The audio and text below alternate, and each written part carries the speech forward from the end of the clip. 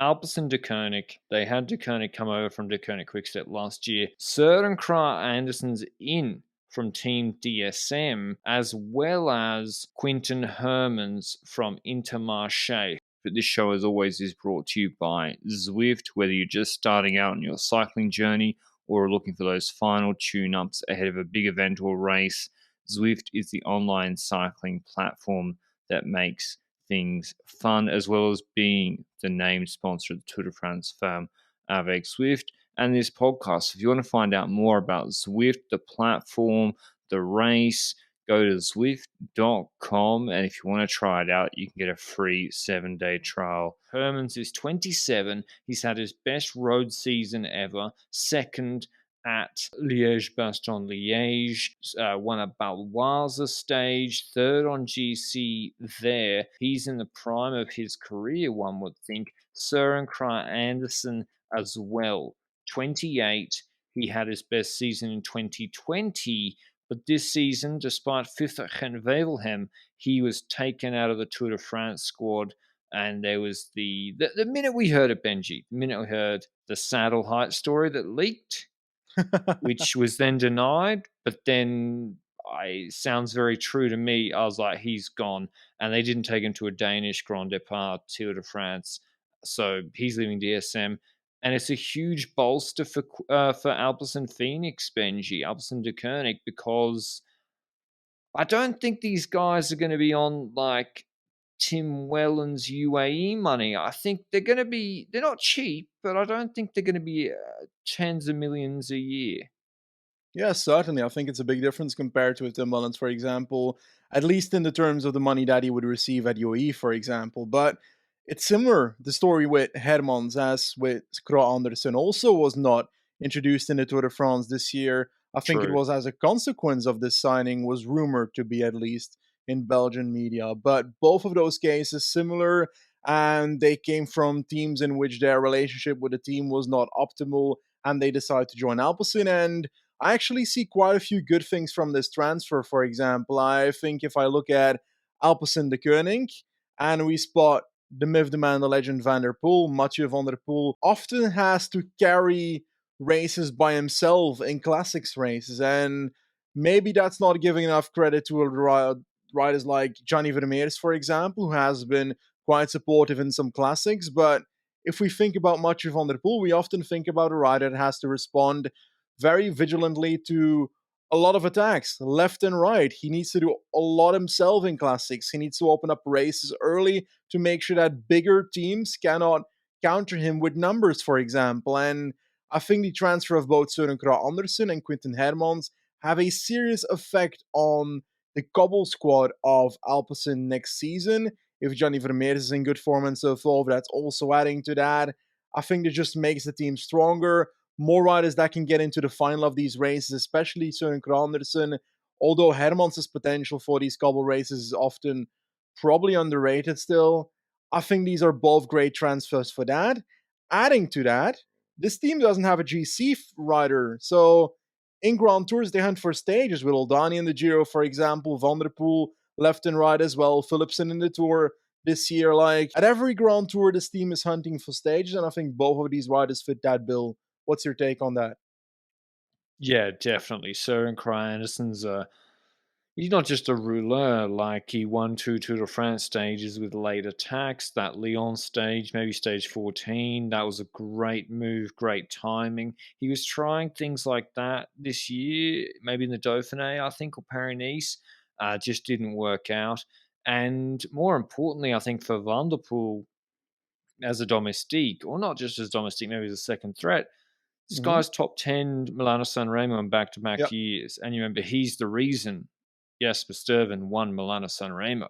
Jasper Stuyven doesn't win MSR without Søren Kragh attacking to him and pulling him and then not getting second. But he was the reason. And the problem is, Van der Poel's sprint's not good enough where if Ewan's in the group, you just say, oh, Søren, get on the front and pull. But maybe he's the guy who can pull a late attack back. Maybe he's a guy. Didn't he attack, or wasn't he the last guy to Yeah. close Pogacar on Poggio this year? perhaps not even only closing. I swear he actually made a move himself on the Yeah. latter part of the Poggio this year, and that shows the strength of Søren Krandersen and perhaps the fact that people low-key underrate him. He peaked for that Sanremo based on what I could see at his strength there. I also think there was like this thing at the Cobble Classics and the Hill Classics where the team wanted to send him to the Hill Classics, and I heard some rumors in Danish media that he wanted to ride the Cobble Classics, and then last minute he did ride a Cobble Classic, but then didn't he get COVID at some point and then didn't do the? I don't even know. There was some drama with the Cobble and Hill Classics and his selection for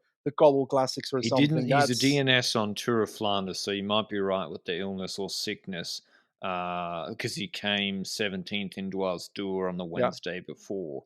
What do you think? Will he join their Amstel Liège squad, or do you see him as MSR, Cobble Classics, stage hunting, Tour de France, maybe Vuelta? I see Søren Krandersen as Sanremo, Cobble, and Amstel, while I'll see Hermans as honestly Cobble and Hills could both work for Hermans because he's done well at LBL this year as well, very well that podium. So I think that's why I can combine both there. When it comes to their Grand Tours, I don't know. I haven't like scoped the entire team of Alpecin here. Do you think Quinten Hermans could play a role as lead out with his history as sprinter himself? Eh, he's little. I think Søren Hmm. Kragh is a better lead out because Alpesen's lead out before Ricard got sick or injured was sort of the third last man. Like Vanderpool's actually not terrible, but Vanderpool's not a good lead out man. Third last man, Vanderpool, he'll go at 1400 and then be like, I'm going to do dump a watt burst on everybody behind me and puts people under pressure. And he maybe goes into gaps. Whereas Søren Kragh, I think, is a bit smoother. I think is a third last man, fourth last man. He could be really good as a setup man for the sprinters they're signing. What's interesting here is, I mean, again, if they're each on €2 million, if Alpecin have signed Quinten Hermans and said, you came second at LBL, you're going to do that again, I'm not convinced of Meh. that. Like, Intermarché got guys going really, really well. I'm not sure you can expect him to do that. And also, was that lucky?